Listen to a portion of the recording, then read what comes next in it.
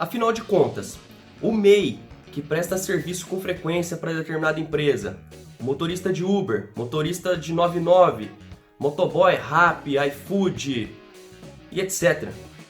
Tem ou não tem direitos trabalhistas? 13º, férias, fundo de garantia. Se você tem essa dúvida, acompanhe esse vídeo até o final, porque nós vamos entrar no detalhe para saber se esses profissionais têm ou não têm esses direitos.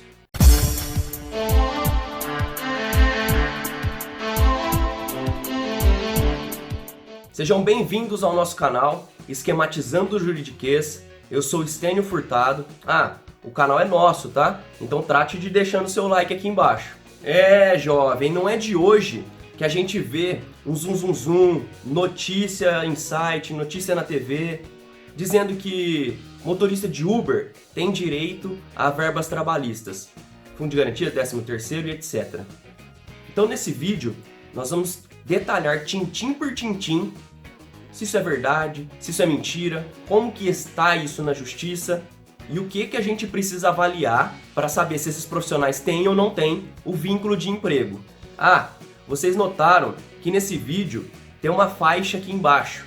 Eu vou explicar o que é essa faixa. Essa faixa, pessoal, eu criei para vocês saberem logo de cara se esse vídeo é ou não é para você. Mas como assim, é ou não é pra mim? É isso mesmo.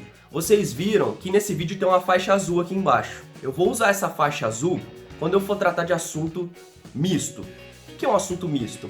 Quando eu for tratar de um assunto que pode ser de interesse de todo mundo, só que nesse assunto também eu vou trazer algumas questões técnicas. Então esse assunto ele pode interessar para todo mundo e para os meus colegas advogados, meus colegas contadores, profissionais de departamento pessoal ou que tem alguma relação com a área trabalhista. Já se você ver uma faixa vermelha, isso significa que eu vou trazer nesse vídeo um conteúdo um pouco mais técnico. Feito o nosso combinado sobre a faixinha azul, faixa vermelha, conteúdo misto, conteúdo técnico.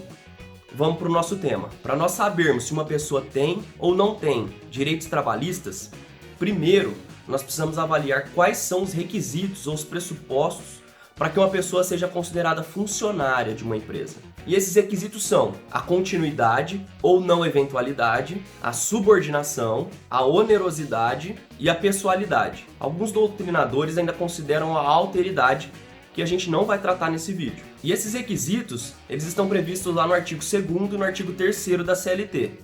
O artigo 2º diz: considera-se empregador a empresa individual ou coletiva que, assumindo o risco da atividade econômica, admite, assalaria, dirige a prestação pessoal de serviço. O artigo 3º. Considera-se empregado toda pessoa física que prestar serviço de natureza não eventual ao empregador, sob a dependência deste e mediante a salário. E aí, essa turma que a gente está tratando aqui, o MEI, Uber, motoboy, tem ou não tem direitos trabalhistas com base nesses artigos? A primeira coisa que a gente precisa fazer é raciocinar um pouquinho fora da caixa. Nós precisamos trazer a lei para o que é o mundo real hoje. Nós estamos passando por uma revolução tecnológica. Então eu entendo que os julgadores precisam avaliar isso também. Pessoal, eu vou falando mais com foco em Uber, porque é o que está na mídia recente. Mas tudo que eu for falando aqui se aplica para todos esses que a gente está tratando, tá? Então, se eu às vezes eu utilizar Uber aqui, vocês não se incomodem. Então vamos lá. Um dos requisitos que está previsto lá no artigo é a continuidade. O que é a continuidade? A continuidade ou habitualidade quer dizer que o trabalhador ele trabalha com uma certa frequência. Não é uma vez no ano, não é uma vez a cada 6 meses. Então ele trabalha com uma certa frequência. Então isso não tem como contestar. Esses profissionais, via de regra, eles trabalham sim de forma ininterrupta, como em qualquer outro emprego. E em se tratando de aplicativo, nós podemos considerar que o trabalho pode ser até infinito. Porque se depender do aplicativo, o trabalhador ele trabalha 24 horas. Já com relação à subordinação, é aqui que essas empresas elas tentam levantar as principais dúvidas para saber se tem ou não tem o vínculo de emprego. Mas se nós trouxermos para um raciocínio mais moderno, nós vamos verificar que esses aplicativos eles têm um algoritmo que que é capaz de direcionar a região que o trabalhador deve trabalhar. Ele é capaz de avaliar qual o desempenho daquele trabalhador. Ele é capaz de avaliar qual o relacionamento que aquele trabalhador tem com o cliente da empresa. Sem contar que o motorista está submisso aos termos de uso da plataforma. Ainda precisamos levar em consideração que o motorista não pode recusar corrida, correndo o risco de ser mal avaliado ou descredenciado da plataforma. E ainda tem a questão que a Uber, no início, ela ainda fornecia um aparelho celular para esses trabalhadores trabalharem com aquele equipamento. Mas, como eles viram que isso era quase um batom na cueca, eles deixaram de fornecer esse equipamento. Mas, ao meu ver, isso não exclui a subordinação, porque, embora seja de forma sutil, existe sim uma certa subordinação. O aplicativo, ele direciona e molda todo o trabalho daquele profissional. Já o requisito da onerosidade também não me parece tão difícil de ser constatado, assim como o requisito lá da habitualidade. Porque é a empresa quem paga o motorista ou o motoboy, mas a Uber diz que recebe apenas uma comissão pela parceria que tem com esses profissionais. E aqui eu tenho uma curiosidade. É a primeira vez que eu vejo a parte que recebe comissão receber todo o valor do produto ou da prestação de serviço. Isso é o mesmo que dizer que um funcionário, vendedor de uma empresa, faz a venda, recebe todo o valor do produto ou do serviço, retira a sua comissão e repassa para a empresa que ele trabalha só o valor descontado da comissão dele. Mas não é isso que acontece na prática, né? O vendedor efetua a venda para o cliente paga a empresa e a empresa paga a comissão para o vendedor, não é isso? E esse cenário é o que mais me parece com o da Uber.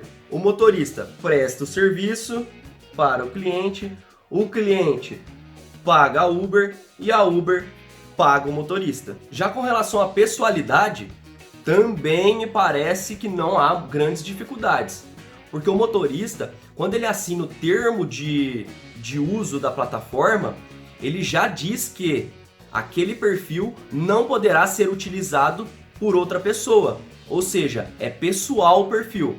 Então, para mim também é de fácil constatação a pessoalidade. E ainda sobre a pena de ser excluído da plataforma.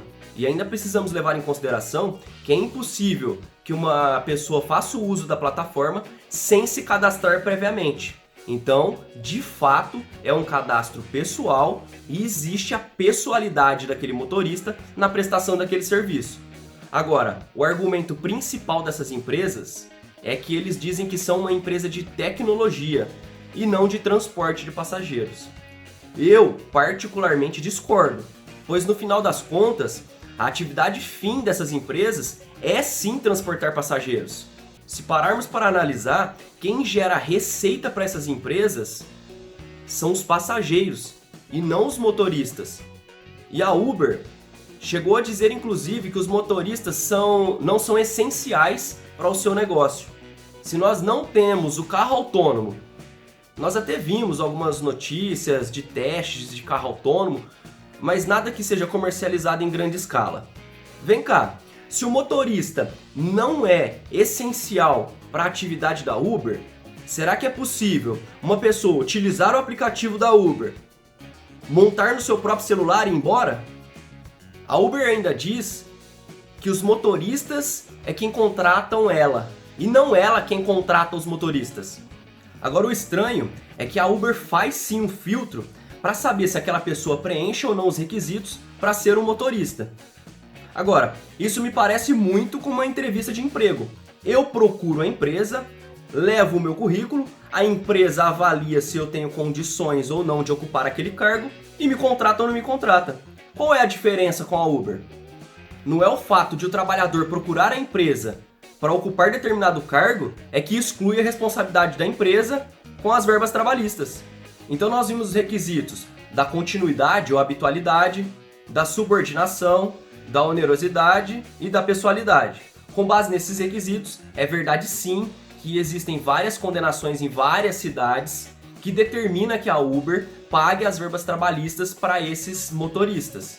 E algumas dessas condenações já foram positivas também em segunda instância alguns tribunais de alguns estados também já condenaram a Uber a pagar as verbas trabalhistas para os motoristas. Pelo que eu me lembro, Rio de Janeiro, Ceará, Minas Gerais, São Paulo, esses tribunais, algumas turmas desses tribunais já reconheceram o direito dos motoristas. Mas, até agora, 1 ou 2 casos que chegaram no Tribunal Superior do Trabalho, em Brasília, nenhum foi favorável.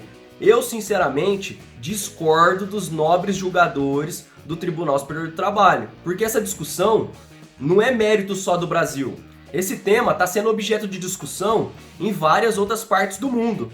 Nos Estados Unidos, por exemplo, existem várias ações contra a Uber e contra a Lyft, pedindo para que essas empresas paguem os salários dos motoristas. Inclusive nos Estados Unidos, existe uma ação coletiva com mais de 100 profissionais pedindo para que essas empresas paguem os salários. Eu vou colocar aqui na tela também uma matéria que fala sobre a França. Na França, o título de autônomo para esses profissionais foi considerado como fictício, ou seja, é uma mentira.